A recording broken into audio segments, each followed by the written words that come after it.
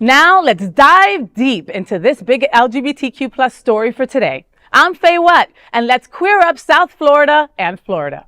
Community outrage over Delray Beach Pride intersection vandal plea deal. In February 2024, Reese Brewer drove his modified truck through the Delray Beach LGBTQ plus Pride intersection, performing burnouts that caused extensive damage and endangered pedestrians. This anti-LGBTQ plus hate crime, captured on surveillance footage, resulted in felony and misdemeanor charges against Brewer. Brewer, an outspoken supporter of Donald Trump, pleaded not guilty and enlisted far-right attorney Anthony Sabatini for his defense. In a court hearing yesterday, Brewer reached a plea deal with prosecutors. Brewer, who used his retrofitted truck to perform burnouts over the rainbow mural, pleaded guilty to a misdemeanor charge of criminal mischief, avoiding a felony conviction. He will pay over $5,000 in restitution, perform community service, and serve probation. The plea deal has drawn criticism from LGBTQ plus advocates. Judge Rand Hoch, the founder of the Palm Beach County Human Rights Council, expressed frustration, stating, quote, "Justice is clearly not being done here," end quote. He highlighted the leniency compared to a similar case that happened in 2022. Alexander Jerich, who defaced the same mural in 2022, pleaded guilty to a felony and was sentenced to probation, fines, and a 25-page essay on the post-nightclub shooting victims. This freaking sucks, okay? This is two times that two different people have vandalized that intersection and have gotten basically off scot-free. You know, I'm glad that they at least gave him probation, right? So he's under some kind of surveillance if he does this again, right?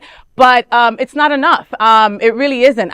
People get thrown in jail for having a joint in their pocket, you know, and this person who is obviously anti-LGBTQ plus, you know, and is doing such a thing, he is a proud supporter of Donald Trump, and he gets a slap on the wrist. Imagine being such a deplorable and miserable incel that you would drive more than 4 hours to deface a symbol of love, unity, and pride. This dude is a loser. Sir, I'm talking to you. You are a loser. Here's what's going to happen.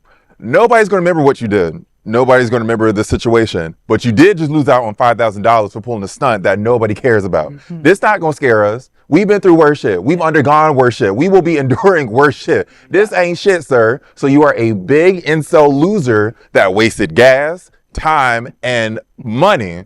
And now you have a record for doing some dumb shit. And you got caught. So how you feel with your dumb ass? I feel the same way. Like, the felony part of it, like, it doesn't bother me that much that whether it's considered a felony or not. I think what the appropriate response is just making sure that he actually kind of does become a little bit famous for this and that he loses out on job opportunities. I feel like it's the court of public opinion that is really going to punish him over the next few years of his life, just like those Charlottesville's people, now that their face is being shown, they're like, I didn't mean it, like, please hire me, give me a job. And so that's what I hope happens with this guy. Well, you say that, like, it doesn't matter to you about the felony to misdemeanor. The reality is that having a misdemeanor on your record, he can get it expunged, okay? He can get it sealed. You can't do that with a felony, okay? I know friends that because of a stupid-ass felony, their lives were forever altered and they were never able to get the jobs that they have studied for their whole lives because of a stupid-ass felony. That's my point, is that I just don't think that in those cases that should have happened either. So I just, I'm a little more on the side of, like, let's not punish people for life for certain things. Like, nobody's life was taken, but he is a complete asshole.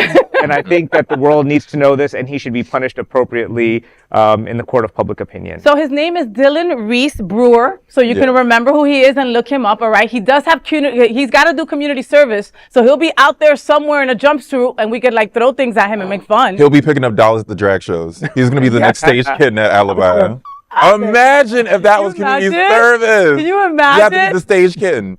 And then you got to clean all our tucking underwear. Girl. I got a job for you, That's bitch. community service. I got a job for you, bitch. Wow. Wash my wigs, ho. Wow.